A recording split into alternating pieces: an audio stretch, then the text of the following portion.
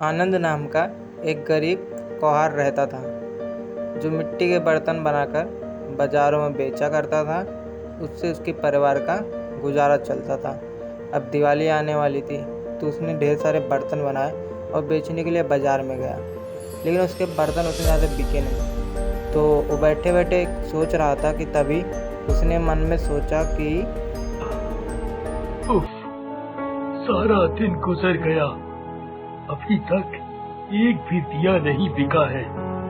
अब उमा और बच्चों के सामने क्या मुंह लेकर जाऊं? परसों दिवाली है और यहाँ हाल ये है कि घर में दिवाली के लिए सामान खरीदने के भी पैसे नहीं हैं। तब आनंद अपने घर पे लौटा। घर के बाहर उसकी बीवी और उसके बच्चे खड़ा होकर उसका इंतज़ार कर रहे थे। उसकी बीवी ने आनंद का उदास चेहरा देखा। तभी चलो बच्चों अंदर जाओ, अभी बाबूजी थके हुए आए हैं, बाद में आना। बच्चे भी समझ गए कि उनके बापूजी आज भी खाली आता है। बेचारे दिन भर पटाखे की आस में बैठे थे।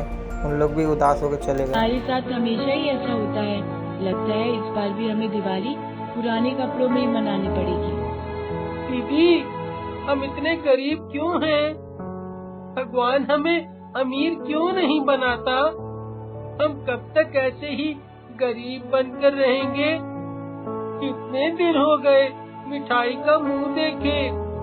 सोचा था इस दिवाली पर जी भरकर मिठाई खाएंगे, लेकिन कुछ नहीं, देखना सब कुछ ठीक हो जाएगा, तुम चिंता मत करो। उधर उमा आनंद को समझाती है। दिल छोटा ना करो जी, दिवाली परसों है, अभी कल का पूरा दिन बाकी है। भगवान ने चाहा तो हमारी दिवाली भी अच्छी से मनेगी। हाँ, अब तो बस भगवान का ही आसरा है। उमा की बातों से आनंद को बहुत ही तसल्ली मिली, पर बातों से किसी का पेट नहीं भरा जा सकता। अगले दिन भी आनंद की उतनी कमाई नहीं हुई, पर हाँ इतनी कमाई हो गई थी कि पूजा का सामान खरीदा जा सके। तो माँ ने पूजा की तैयारी कर ली थी तथा बच्चों को समझा दिए थे। हालांकि अब बच्चे का मन शांत था, लेकिन आनंद के मन अशांत था। इधर सब पूजा में जुटे थे, लेकिन आनंद के मन में कुछ अलग ही उथल पुथल चल रहा था। हे भगवान, बच्चे भी क्या सोच रहे होंगे कि कैसा बाप है उनका।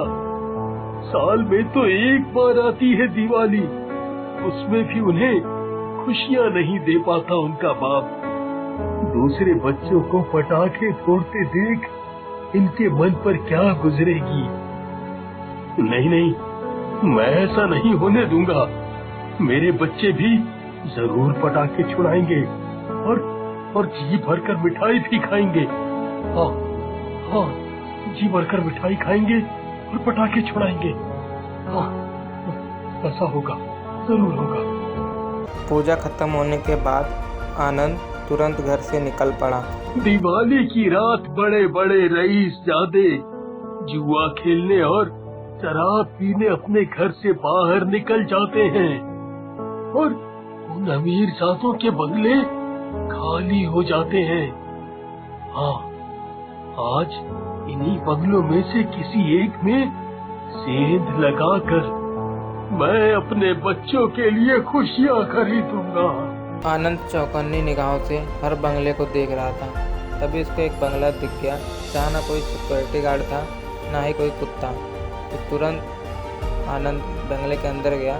जैसे ही वो कमरे को टटोल रहा था, तभी इसको किसी बच्चे की रोने की आवाज़ सुनाई दी कमरे के उस साइड से। फंस गया, लगता है घर के लोग पीछे हैं। मुझे जल्दी से यहाँ से निकल जाना चाहिए। तबे बच्चे की रोने की लगातार आवाज़ आ रही थी। कहीं बच्ची अकेली तो नहीं, और कहीं पटाखे छुड़ाते समय जलवल तो नहीं गई। मुझे एक बार चुपके से देखना चाहिए। इतना सोचकर आनंद घर के पिछवाड़े में गया, तो वहाँ पर उसने देखा कि एक बच्ची जिसके पोलियो का उसके पैर खराब हो गए हैं, वह ज़मीन पर पड़ी थी और उसके हाथ जले हुए हैं और उसका व्हील चेयर भी वहाँ से दूर है। तो बहुत दया। अरे, इसकी उम्र तो मेरी रमा बिटिया जितनी है। बेचारी का हाथ जल गया है, शायद पटाखे चलाते समय। मुझे इसकी मदद करनी चाहिए। इतना देखकर आनंद उस बच्ची के पास जाता है और उस बच्ची को उठाता है। बच्ची भी आनंद को देखकर रोना बंद कर देती है। आप कौन हो? मम्मी पापा घर पर नहीं है, वे अपने दोस्तों के घर पार्टी करने गए हैं। क्या तुम्हें अकेला छोड़कर दोनों ऐसे ही चले गए? हाँ, वो लोग ऐसा ही करते हैं, मुझे कहीं साथ लेकर नहीं जाते हैं, मैं चल नहीं सकती हूँ ना। उस बच्ची की बातें सुनकर आनंद का दिल भर आया और उसको अपनी गलती का एहसास हुआ, जो कि वो चोरी के मामले से आया था, पर अब उसका दिल भर आया तो सब भूल गया था।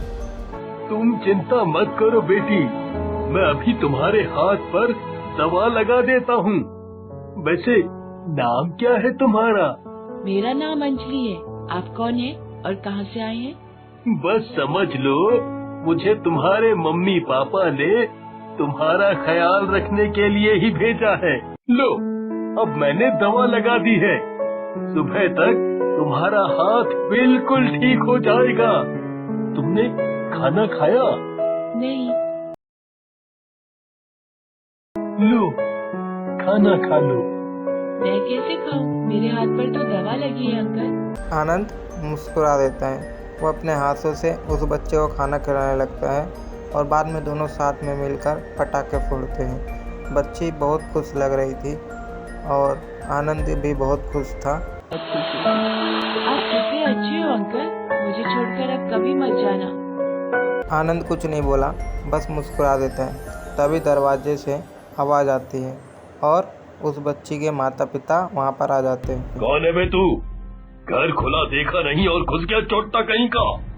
अजी देख क्या रहे हो? बुलाओ पुलिस को। पुलिस तो आएगी ही, पहले मैं तो इसकी खबर ले लूं।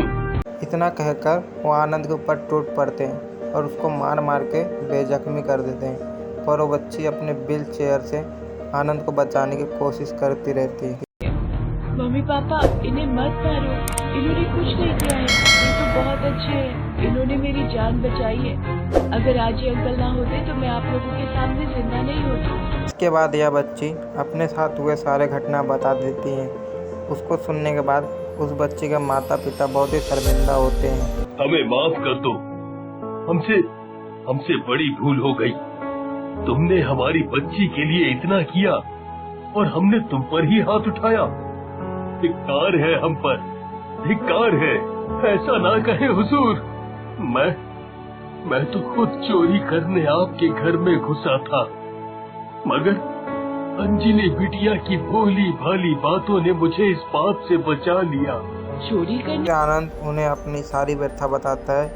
आनंद की बातें सुनकर उस बच्ची के माता पिता का दिल भर जाता है और उस बच्ची के साथ आनंद के घर पे कुछ पटाखे लेके जाते हैं। वहाँ उनके बच्चे, जो कि बाजू में बच्चों को देखकर बहुत ही उदास थे, तो अपने पापा को देखते ही उन लोग के पास गए और उनके पापा ने कहा, ये लो बेटा, ढेर सारे पटाखे और दिवाली तुम भी जमकर मनाओ। और यह सब देखकर बच्चे बहुत ही खुश हो जाते हैं। आज तुम्हारी पति की वजह से ही हमारी बच्ची आज हमें सही सलामत मिली है, तो आज से तुम हमारे साथ हमारे घर में ही रहोगे। यह सुनकर आनंद और उमा का खुशी का ठिकाना नहीं रहा।